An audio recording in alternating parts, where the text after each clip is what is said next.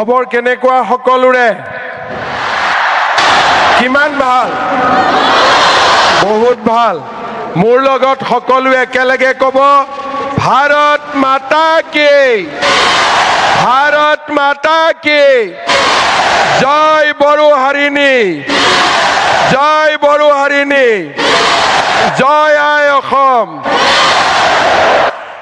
আজিৰ সভাত আমাৰ মাজত উপস্থিত ভাৰতৰ সন্মানীয় প্ৰধানমন্ত্ৰী শ্ৰী নৰেন্দ্ৰ মোদী ডাঙৰীয়া অসমৰ সন্মানীয় ৰাজ্যপাল শ্ৰী লক্ষ্মণ প্ৰসাদ আচাৰ্য ডাঙৰীয়া ভাৰত চৰকাৰৰ সন্মানীয় মন্ত্ৰী শ্ৰী সৰ্বানন্দ সোণোৱাল ডাঙৰীয়া বিধানসভাৰ অধ্যক্ষ শ্ৰী বিশ্বজিৎ দৈমাৰী ডাঙৰীয়া কেন্দ্ৰীয় মন্ত্ৰী পবিত্ৰ মাৰ্ঘেৰিটা ডাঙৰীয়া বিটিচিৰ প্ৰধান শ্ৰী হাগ্ৰামা মহিলাৰী ডাঙৰীয়া সন্মানীয় মন্ত্ৰীসকল সাংসদসকল আৰু আজি অসমৰ বিভিন্ন স্থানৰ পৰা অহা সন্মানীয় ৰাইজ আৰু বাগৰুম্বাৰ ঐতিহাসিক পৰিৱেশনত অংশগ্ৰহণ কৰিবলৈ অহা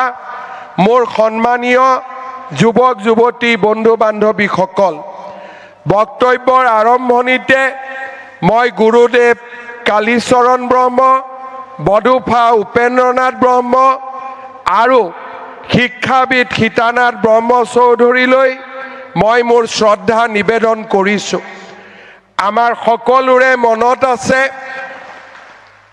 1957 চনৰ 26 জানুৱাৰী তাৰিখে শ্ৰী সতীশ চন্দ্ৰ বসুমতাৰী ওস্তাদ কামিনী কুমাৰ নাৰ্জাৰী আৰু মদাৰাম ব্ৰহ্মৰ নিৰ্দেশনাত নতুন দিল্লীত প্ৰথম বাগৰুম্বা নৃত্যৰ ঐতিহাসিক পৰিৱেশন হৈছিল আৰু তাৰ পিছতেই বাগৰুম্বাই ৰাষ্ট্ৰীয় স্বীকৃতি লাভ কৰিবলৈ সক্ষম হৈছিল আজিৰ এই অনুষ্ঠানত মই এই মহান ব্যক্তিসকললৈ মই মোৰ শ্ৰদ্ধা নিবেদন কৰিছোঁ শ্ৰদ্ধাৰ ৰাইজ বড়ো জনগোষ্ঠী সমগ্ৰ ভাৰতবাসী আৰু অসমৰ ৰাইজৰ বাবে গৌৰৱৰ প্ৰতীক আমাৰ স্বাভিমানৰ প্ৰতীক বাগৰুম্বা নৃত্যই অসমৰ এই মহান জনজাতিৰ বড়ো জনজাতিৰ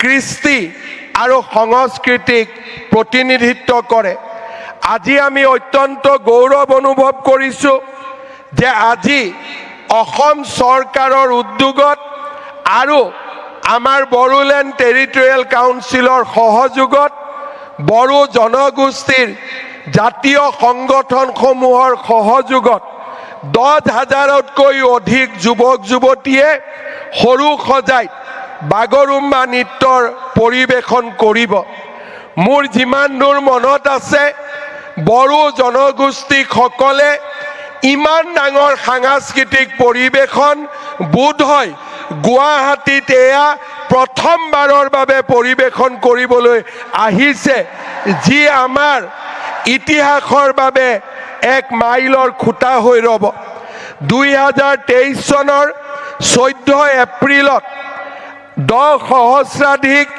বিহু আৰু বিহুৱতীৰে আমি আমাৰ বহাগ বিহুক বিশ্বৰ দৰবাৰলৈ লৈ গৈছিলোঁ যোৱা বছৰ ফেব্ৰুৱাৰী মাহত ঝুমুৰ বিনন্দনীৰ জৰিয়তে আমি ঝুমুৰক আন্তঃৰাষ্ট্ৰীয় মঞ্চলৈ লৈ গৈছিলোঁ আজি আমাৰ বাবে গৌৰৱৰ দিন যে আজি আমি বড়ো জনগোষ্ঠীৰ প্ৰতিবিম্ব কৃষ্টি সংস্কৃতিক প্ৰতিনিধিত্ব কৰা বাগৰুম্বাক খন্তেক সময় পিছতেই বিশ্ব দৰবাৰলৈ লৈ যাম শ্ৰদ্ধা ৰাইজ প্ৰধানমন্ত্ৰী নৰেন্দ্ৰ মোদী ডাঙৰীয়াৰ উপস্থিতিয়ে আজি আমাক এক অনন্য গৌৰৱ প্ৰদান কৰিছে যোৱা বছৰ প্ৰধানমন্ত্ৰী নৰেন্দ্ৰ মোদী ডাঙৰীয়াৰ নেতৃত্বত নতুন দিল্লীত বডুফা উপেন্দ্ৰনাথ ব্ৰহ্মৰ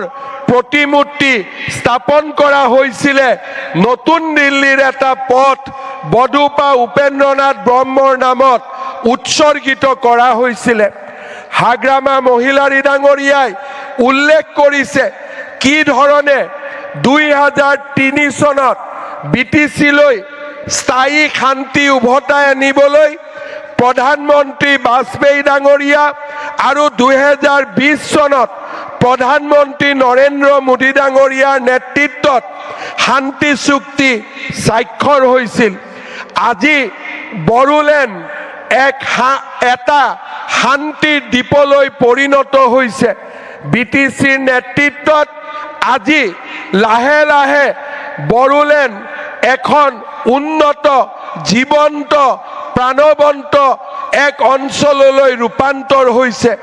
প্ৰধানমন্ত্ৰী নৰেন্দ্ৰ মোদী ডাঙৰীয়াই আমাক দিয়া বড়োলেণ্ড ৱেলফেয়াৰ কাউন্সিলৰ জৰিয়তে BTC-ৰ বাহিৰত থকা বড়ো জনগোষ্ঠীৰ লোকসকলৰো আজি আমি আশা আৰু আকাংক্ষা বাস্তৱত ৰূপায়িত কৰাৰ কামত আগবাঢ়িছোঁ।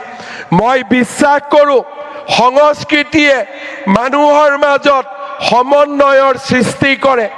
বাগৰুম্বাৰ এই প্ৰদৰ্শনে বড়ো জনগোষ্ঠীক আমাৰ অন্যান্য অসমত বাস কৰা জনগোষ্ঠীৰ ওচৰ চপাই লৈ আহিব এখন বৰ অসম আৰু এখন মহান ভাৰতৰ আধাৰশিলা স্থাপন কৰিব। মই অসমবাসী ৰাইজৰ হৈ পুনৰ এবাৰ আমাৰ প্ৰধানমন্ত্ৰী নৰেন্দ্ৰ মোদী ডাঙৰীয়াক ধন্যবাদ জনাম। আমি নিশ্চয় মনত ৰাখিম যে আমাৰ হাগ্ৰামা মহিলাৰী ডাঙৰীয়াই কোৱাৰ দৰে বিজেপি চৰকাৰৰ দিনতেই BTC-ৰ নিৰ্মাণ হৈছিল। বড়ো ভাষাক সংবিধানৰ 8ম অনুসূচীত স্বীকৃতি দিয়া হৈছিল। অসমৰ সহযোগী চৰকাৰী ভাষাৰ মৰ্যাদা দিয়া হৈছিল। BTC গঠন কৰা হৈছিল। বড়োলেণ্ড ৱেলফেয়াৰ কাউন্সিল গঠন কৰা হৈছিল। মই বিশ্বাস কৰোঁ যে আজিৰ এই অনুষ্ঠানে আমাক ইজনৰ আৰু সিজনৰ মাজত সম্বন্ধ আৰু অধিক মজবুত কৰিব, আৰু অধিক শক্তিশালী কৰিব, আৰু বডুপা উপেন্দ্ৰনাথ ব্ৰহ্মৰ আদৰ্শক বাস্তৱত ৰূপায়িত কৰাত আমাক আকৌ এবাৰ প্ৰেৰণা যোগাব। প্ৰধানমন্ত্ৰী নৰেন্দ্ৰ মোদী ডাঙৰীয়াৰ আজিৰ উপস্থিতিয়ে বড়ো জনগোষ্ঠীৰ সন্মান আৰু আমাৰ স্বাভিমানক এক নতুন পৰ্যায়লৈ লৈ গ'ল। আজি আমাৰ এই অডিটৰিয়ামত, সৰুসজাই ষ্টেডিয়ামত আৰু ইয়াৰ বাহিৰতো অজস্ৰ বড়ো আৰু আন অসমবাসী লোক আহি ইয়াত উপস্থিত হৈছে। এই মুহূৰ্তত অসমৰ প্ৰতিগৰাকী লোকে টেলিভিছনৰ সন্মুখত বহি আছে এই ঐতিহাসিক নৃত্য চাবলৈ। দেশ আৰু বিশ্বত বাস কৰা বড়ো জনগোষ্ঠী আৰু আন অসমৰ জনগোষ্ঠীসমূহে আজি টেলিভিছনৰ পৰ্দাত অপেক্ষা কৰিছে ঐতিহাসিক নৃত্যলৈ। প্ৰধানমন্ত্ৰী নৰেন্দ্ৰ মোদী ডাঙৰীয়াক আমি কিহেৰে ধন্যবাদ জনাম? আমাৰ সন্মুখত একো ভাষা নাই। মই উপস্থিত ৰাইজক অনুৰোধ কৰিম, সকলোৱে নিজৰ মোবাইলত টৰ্চ লাইট জ্বলাই প্ৰধানমন্ত্ৰী মোদী ডাঙৰীয়াক এবাৰ অভিবাদন জনাওক।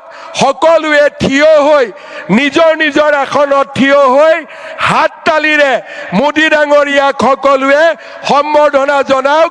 আৰু মোবাইল আমি আকৌ এবাৰ সুন্দৰভাৱে ইফালৰ পৰা সিফালৰে আমি মোদী ডাঙৰীয়াক সম্বৰ্ধনা জনাম। সকলোৱে মোৰ লগত একেলগে ক'ব, নৰেন্দ্ৰ মোদী, নৰেন্দ্ৰ মোদী, নৰেন্দ্ৰ মোদী। বহুত বহুত ধন্যবাদ। জয় হিন্দ, বন্দে মাতৰম।